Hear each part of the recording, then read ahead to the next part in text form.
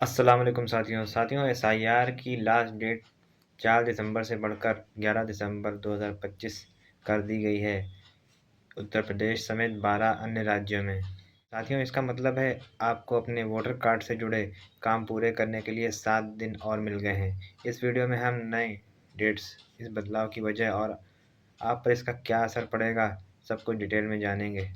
साथियों, भारत निर्वाचन आयोग ने 12 राज्यों और केंद्र शासित प्रदेश में चल रहे वोटर लिस्ट के स्पेशल इंटेंसिव रिवीजन एसआईआर का शेड्यूल रिवाइज कर दिया है। जो डेडलाइन 4 दिसंबर को ख़त्म हो रही थी, उसे अब बदलकर 11 दिसंबर 2025 कर दिया गया है। एसआईआर फॉर्म जमा करने की तारीख ही नहीं बदली है, बल्कि पूरा शेड्यूल बदल गया है। ये हैं नई डेट्स जो आपको याद रखनी है।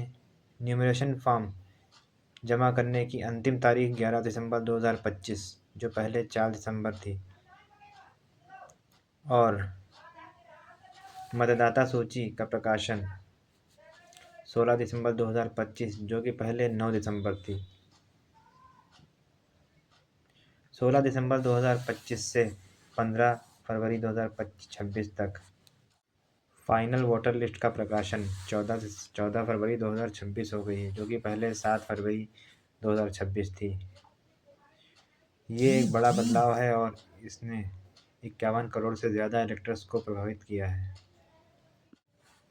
दोस्तों, एसआईआर यानी स्पेशल इंटेंस रिवीजन आखिर है क्या?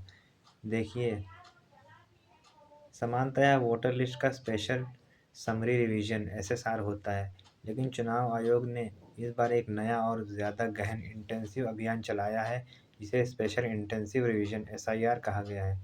एसआईआर का मकसद क्या है? इसका मुख्य उद्देश्य वोटर लिस्ट की गलतियों को सुधारना, डबल एंट्रीज को हटाना और नए वोटर्स जो 1 जनवरी 2026 को 18 साल के हो रहे हैं और छूटे हुए लोगों के नाम जोड़ने पर विशेष ध्यान देना है। इस प्रक्रिया में हर निवासी को एक यूनिक न्यूमरेशन फॉर्म दिया जा रहा है, जिसे उसे भरकर बीएलओ, बूथ लेवल ऑफिसर जो होता है बीएलओ, उसको वापस करना है। ये एक हाइब्रिड प्रोसेस है जहां फिजिकल फॉर्म्स के साथ साथ उनका डिजिटाइजेशन भी हो रहा है। इसका मतलब है कि आपका हर एक डिटेल वेरीफाई किया जा रहा है, ताकि आने वाले चुनाव में कोई गड़बड़ी ना हो। दोस्तों, सवाल ये उठता है कि इलेक्शन कमीशन को ये डेडलाइन क्यों बढ़ानी पड़ी? इसके पीछे 3 मुख्य कारण हैं, जिन्हें समझना बेहद ज़रूरी है। पहला कारण, बूथ लेवल ऑफिसर मतलब बीएलओ पर दबाव। खबरों के मुताबिक कई राज्यों में बीएलओ पर कम समय में इतना बड़ा काम पूरा करने का बहुत ज़्यादा दबाव था। यहाँ तक खबरें आई हैं कि इस दबाव के चलते कुछ बीएलओज़ की तबीयत खराब हुई और इस मुद्दे ने देश भर में चिंता पैदा कर दी थी। दूसरा कारण ये है कि राज्यों की प्रतिनिधित्वता। तमिलनाडु और वेस्ट बंगाल जैसे राज्यों में रूलिंग पार्टीज और अपोजिशन ने भी चुनाव आयोग से समय बढ़ाने की मांग की थी। उनका कहना था कि इतने कम समय में इतने बड़े पैमाने पर फॉर्म्स का वितरण और जमा करना मुश्किल हो रहा है। तीसरा कारण, गहन जांच की ज़रूरत। चुनाव आयोग खुद चाहता है कि वोटर लिस्ट 100% सही और गहन हो, इसलिए ज़्यादा समय देने से बीएलओ को डाटा को सही ढंग से डिजिटाइज करने और डबल चेक करने का मौका मिलेगा, जिससे फाइनल लिस्ट में गलती की गुंजाइश कम हो जाएगी। सीधे शब्दों में, ये एक्सटेंशन वोटर्स और बीएलओज दोनों के हित में लिया गया है ज़रूरी कदम है। साथियों, अब बात करते हैं कि ये एसआईआर अभियान किन 12 राज्यों और केंद्र शासित प्रदेशों में चल रहा है। आप अपनी स्क्रीन पर इनकी लिस्ट देख सकते हैं।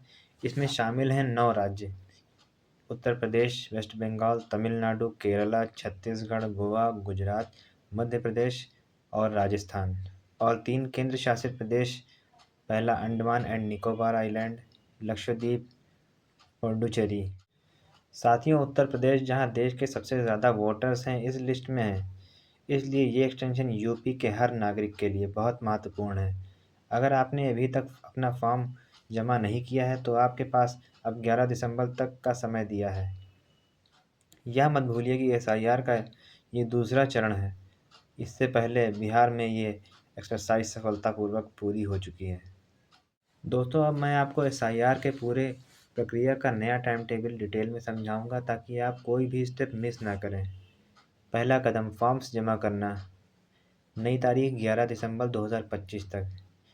ये वो समय है जब आप बीएलओज़ को अपने भरे हुए फॉर्म्स जमा कर सकते हैं। दूसरा कदम, ड्राफ्ट रोल की तैयारी और पब्लिकेशन।